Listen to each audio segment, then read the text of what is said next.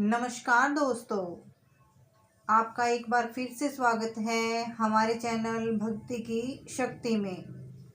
आज सुनते हैं शनिवार व्रत कथा, शनिदेव के व्रत की कथा। एक समय सूर्य, चंद्रमा, मंगल, बुध, बृहस्पति, शुक्र, शनि, राहु और केतु इन ग्रहों में आपस में झगड़ा हो गया कि हम सब में सबसे बड़ा कौन है। सब अपने आप को बड़ा कहते थे। जब आपस में कोई निर्णय न कर सका तो सब के सब आपस में झगड़ते हुए इंद्र के पास गए और कहने लगे, आप देवताओं के राजा हैं, इसलिए आप हमारा न्याय करके बतलाइए कि हम 9 ग्रहों में सबसे बड़ा कौन है।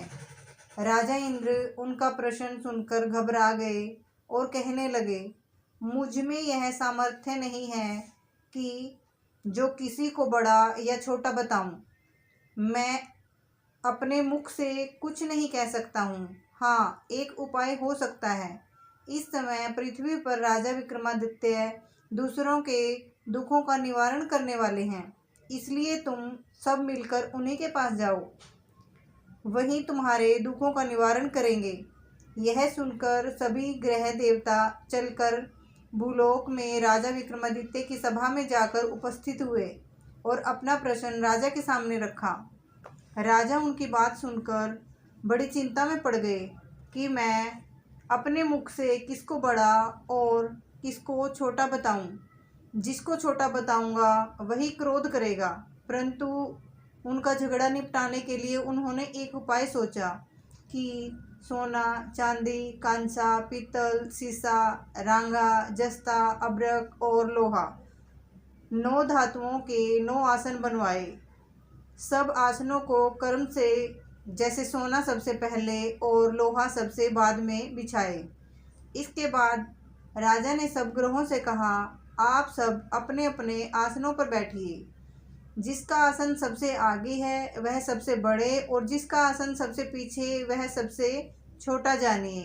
क्योंकि लोहा सबसे पीछे था और वह शनिदेव का आसन था, इसलिए शनिदेव ने समझ लिया कि राजा ने मुझको छोटा बना दिया है। इस पर शनिदेव को बड़ा क्रोध आया और कहा, राजा, तू मेरे पराक्रम को नहीं जानता। सूर्य एक राशि पर 1 महीना, चंद्रमा 2.25 दिन, मंगल 1.5 महीना, बृहस्पति 13 महीने, बुध और शुक्र 1 महीने, परंतु मैं एक राशि पर 2.5 अथवा 7.5 साल तक रहता हूँ। बड़े बड़े देवताओं को भी मैंने भीषण दुख दिया है। राजन सुनो, राम जी को 7.5 आई तो वनवास हो गया और रावण पर आई तो राम और लक्ष्मण ने सेना लेकर लंका पर चढ़ाई कर दी, रावण कुल का नाश कर दिया। हे राजा, अब तुम सावधान रहना। राजा कहने लगा, जो कुछ भाग्य में होगा देखा जाएगा। उसके बाद अन्य ग्रह तो प्रसन्नता के साथ चले गए, परंतु शनिदेव बड़े क्रोध के साथ वहां से गए। कुछ काल व्यतीत होने पर जब राजा को 7.5 की दशा आई तो शनिदेव घोड़ों के सौदागर बनकर अनेक सुंदर घोड़ों के सहित राजा की राजधानी में आए। जब राजा ने सौदागर के आने की खबर सुनी तो अपने अश्वपाल को अच्छे अच्छे घोड़े खरीदने की आज्ञा दी। अश्वपाल ऐसी अच्छी नस्ल के घोड़े देखकर उनका मूल्य सुनकर चकित हो गया और तुरंत ही राजा को खबर दी। राजा उन घोड़ों को देखकर एक अच्छा सा घोड़ा चुनकर सवारी के लिए चढ़ा। राजा के घोड़े के पीठ पर चढ़ते ही घोड़ा जोर से भागा। घोड़ा बहुत दूर एक बड़े जंगल में जाकर राजा को छोड़कर अंतर्ध्यान हो गया। इसके बाद राजा अकेला जंगल में भटकता फिरता रहा। बहुत देर के बाद राजा ने भूख और प्यास से दुखी होकर भटकते भटकते एक ग्वाले को देखा। ग्वाले ने राजा को प्यास से व्याकुल देखकर पानी पिलाया। राजा की उंगली में एक अंगूठी थी। राजा ने वह अंगूठी निकालकर प्रसन्नता से ग्वाले को दे दी और शहर की ओर चल दिया। राजा शहर में पहुंचकर एक सेठ की दुकान पर जाकर बैठ गया और अपने आप को उज्जैन का रहने वाला तथा अपना नाम विका बताया। सेठ ने उसको एक कुल्ली मनुष्य समझकर जल आदि पिलाया। भाग्यवश उस दिन सेठ की दुकान पर बिक्री बहुत अधिक हुई तब सेठ उसको भगवान पुरुष समझकर भोजन कराने के लिए अपने साथ ले गया। भोजन करते समय राजा ने आश्चर्य की बात देखी कि खूंटी पर हार लटक रहा है और वह खूंटी उस हार को निगल रही है। भोजन के बाद कमरे में आने पर जब सेठ को कमरे में हार न मिला तो सबने यही निश्चय किया कि सिवाय वीका के और कोई इस कमरे में नहीं आया, अतः अवश्य ही उसी ने हार चोरी किया है। परंतु वीका ने कहा, हार मैंने नहीं लिया है। इस पर 5-7 आदमी इकट्ठे होकर उसको फौजदार के पास लाए। फौजदार ने उसको राजा के सामने उपस्थित कर दिया और कहा, ये आदमी तो भला प्रतीत होता है, चोर मालूम नहीं होता, परंतु सेठ का कहना है कि इसके सिवाय और कोई घर में आया ही नहीं, अवश्य ही चोरी इसी ने की है। तब राजा ने आज्ञा दी, इसके हाथ पैर काटकर चौरंगिया किया जाए। राजा की आज्ञा का तुरंत पालन किया गया और वीका के हाथ पैर काट दिए गए। इस प्रकार कुछ काल व्यतीत होने पर एक तेली उसको अपने घर ले गया और कोल्हू पर बिठा दिया। वीका उस पर बैठा हुआ अपनी जबान से बैल हाँकता रहा। शनि की दशा समाप्त हो गई और एक रात को वर्षा ऋतु के समय वह मल्हार राग गाने लगा। उसका गाना सुनकर उस शहर के राजा की कन्या उस राग पर मोहित हो गई और दासी को खबर लाने को भेजा कि शहर में कौन गा रहा है। दासी सारे शहर में फिरती फिरती क्या देखती है कि तेली के घर चौरंगिया राग गा रहा है। दासी ने महल में आकर राजकुमारी को सब वृत्तांत सुना दिया। बस उसी क्षण राजकुमारी ने अपने मन में यह प्रण कर लिया कि चाहे कुछ हो, मुझे उस चौरंगिया के साथ विवाह करना है। प्रातःकाल होते ही जब दासी ने राजकुमारी को जगाना चाहा तो राजकुमारी अनशन व्रत लेकर पड़ी रही। तब दासी ने रानी के पास जाकर राजकुमारी के न उठने का वृत्तांत कहा।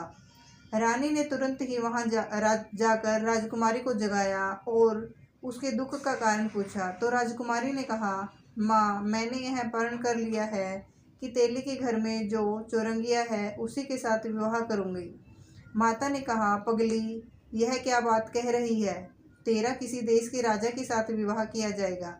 राजकुमारी कहने लगी, माँ, मैं अपना प्रण कभी नहीं तोड़ूंगी। माता ने चिंतित होकर यह बात राजा को बताई। तब राजा ने भी आकर समझाया, मैं अभी देशांतर में अपने दूत भेजकर सुयोग्य, रूपमान एवं बड़े से बड़ा गुणी राजकुमार के साथ तुम्हारा विवाह करूंगा। ऐसी बात तुमको कभी नहीं सोचनी चाहिए। राजकुमारी बोली, पिताजी, मैं अपने प्राण त्याग दूंगी, परंतु किसी दूसरे से विवाह नहीं करूंगी। इतना सुनकर राजा ने क्रोध से कहा, यदि तेरे भाग्य में ऐसा ही लिखा है तो जैसी तेरी इच्छा हो वैसा ही कर। राजा ने तेली को बुलाकर कहा, तेरे घर में चौरंगिया है, उसके साथ मैं अपनी कन्या का विवाह करना चाहता हूँ। तेली ने कहा, यह कैसे हो सकता है? कहाँ आप हमारे राजा और कहाँ मैं नीच तेली। घर जाकर विवाह की तैयारी करो। राजा ने उसी समय तोड़ना और बंदरवार लगवाकर अपनी राजकुमारी का विवाह चौरंगिया विक्रमादित्य के साथ कर दिया। रात्रि को जब विक्रमादित्य और राजकुमारी महल में सोए तो आधी रात के समय शनिदेव ने विक्रमादित्य को सौंपन दिया, राजा, कहो, मुझको छोटा बतलाकर तुमने कितना दुख उठाया। राजा ने क्षमा मांगी। शनिदेव ने प्रसन्न होकर विक्रमादित्य को हाथ पैर दिए। तब राजा ने कहा, महाराज, मेरी प्रार्थना स्वीकार करें कि जैसा दुख आपने मुझे दिया है ऐसा और किसी को न दें। शनिदेव ने कहा, तुम्हारी यह प्रार्थना स्वीकार है। जो मनुष्य मेरी कथा सुनेगा या कहेगा उसको मेरी दशा में कभी किसी प्रकार का दुख नहीं होगा और जो नित्य ही मेरा ध्यान करेगा या चींटियों को आटा डालेगा उसके सब मनोरथ पूर्ण होंगे। इतना कहकर शनिदेव अपने धाम चले गए। राजकुमारी की आंख खुली और उसने राजा के हाथ पांव देखे तो उसे बड़ा आश्चर्य हुआ। उसको देखकर राजा ने अपना समस्त हाल कहा। मैं उज्जैन का राजा विक्रमादित्य हूँ। यह बात सुनकर राजकुमारी अत्यंत प्रसन्न हुई। प्रातःकाल राजकुमारी से उसकी सखियों ने पूछा तो उसने अपने पति का सारा वृत्तांत कह सुनाया। तब सबने प्रसन्नता प्रकट की और कहा, ईश्वर ने आपकी मनोकामना पूर्ण कर दी। जब उस सेठ ने यह सुना तो वह विक्रमादित्य के पास आया और राजा विक्रमादित्य के पैरों में गिरकर क्षमा मांगने लगा। आप पर मैंने चोरी का झूठा आरोप लगाया, अतः आप मुझको जो चाहे दंड दें। राजा ने कहा, मुझ पर शनिदेव का कोप था, इसी कारण यह सब दुख मुझको प्राप्त हुआ। इसमें तुम्हारा कोई दोष नहीं है, तुम अपने घर जाकर अपना कार्य करो।